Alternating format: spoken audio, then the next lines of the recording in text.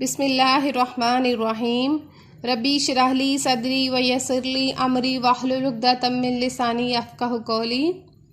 دن ہفتہ، تاریخ 11 جولائی 2020، جماعت ہفتم۔ آج ہمارا اردو کا پہلا لیکچر ہے، جس کی ہماری ڈائری سبق نمبر 4 نظم و ضبط کا خلاصہ۔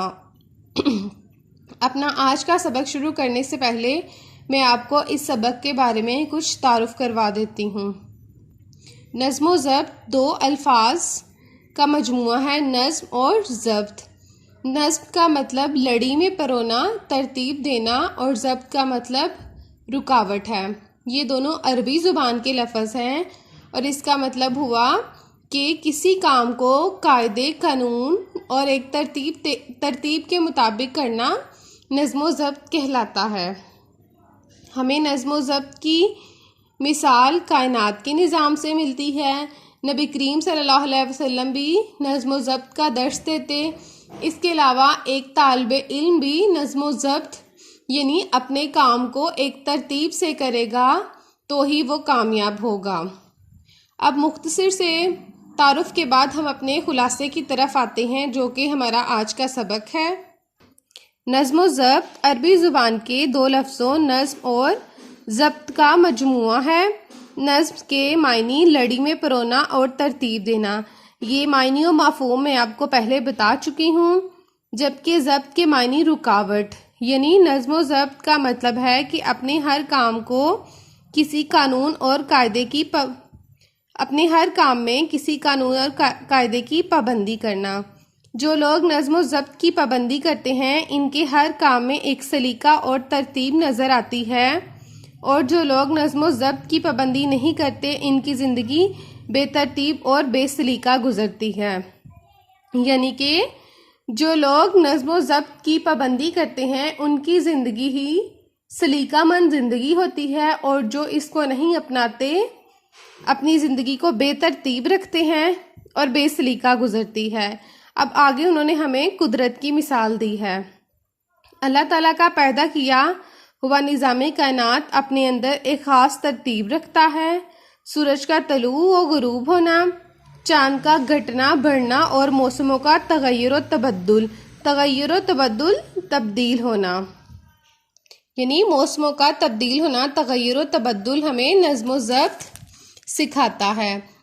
پرندے، جانور، حشرات بھی نظم و ضبط کا خیال رکھتے ہیں، یعنی حشرات سے مراد چھوٹے کیڑے۔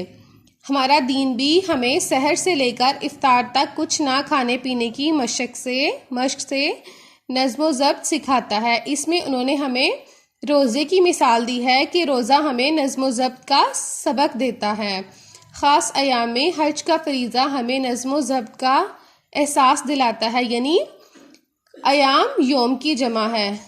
خاص ایام میں حج کا فریضہ ہمیں نظم و ضبط کا احساس دیتا ہے، یعنی حج ایک خاص ترتیب سے ایک خاص ایام میں مقرر ہوا ہے اور فرض ہوا ہے۔ نبی کریم صلی اللہ علیہ وسلم نظم و ضبط کو بہت اہمیت دیتے تھے۔ آپ صلی اللہ علیہ وآلہ وسلم نماز کے لیے صفیں سیدھی کرواتے تو فرماتے، صفیں سیدھی کرو، صفیں ٹیڑھی مت بناؤ، ورنہ اللہ تعالیٰ تمہارے دل ٹیڑھے کر دے گا۔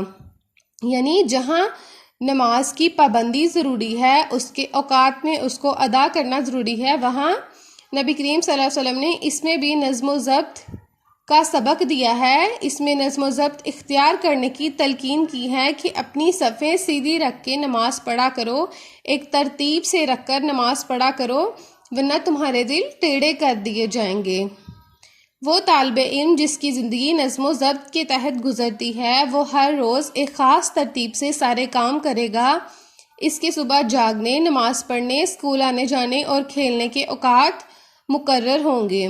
یعنی ایک طالب علم کی زندگی بھی ہمیں نظم و ضبط کا سبق دیتی ہے اور وہ کامیاب طالب علم ہوتا ہے۔ نظم و ضبط کی وجہ سے کوئی پریشانی نہیں ہوگی۔ اگر ہم دنیا کے عظیم لوگوں کی زندگی کا مطالعہ کریں تو ہمیں معلوم ہوگا کہ ان عظیم ہستیوں نے نظم و ضبط کو سختی سے اپنائے رکھا۔ ہمارے قائد نے ہمیں اتحاد، ایمان، تنظیم کا درس دیا، یعنی نظم و ضبط کی مثال ایک ہمارے قائد بھی ہیں۔ اگر ہم اتحاد، ایمان اور تنظیم کو اپنا راہ بنا لیں تو آج بھی اپنا کھویا ہوا وقار اور عزت پا سکتے ہیں۔ یعنی وہ ماضی جو مسلمان کئی سو سال پہلے رکھتے تھے، شاندار ماضی، نظم و ضبط کر کے، یعنی نظم و ضبط پر عمل پیرا ہو کر آج بھی اپنا وہ مقام حاصل کر سکتے ہیں۔ اگر ہم خود کو کامیاب انسان اور اپنے وطن کی ترقی کی راہ پر گامزن دیکھنا چاہتے ہیں تو ہمیں زندگی کے ہر مرحلے پر نظم و ضبط کا ثبوت دینا ہوگا۔ امید کرتی ہوں کہ آپ اپنا یہ خلاصہ اپنے رجسٹرز پر لکھ لیں گے اور اس کو اچھے سے یاد کر لیں گے۔ جزاک اللہ، فی امان اللہ۔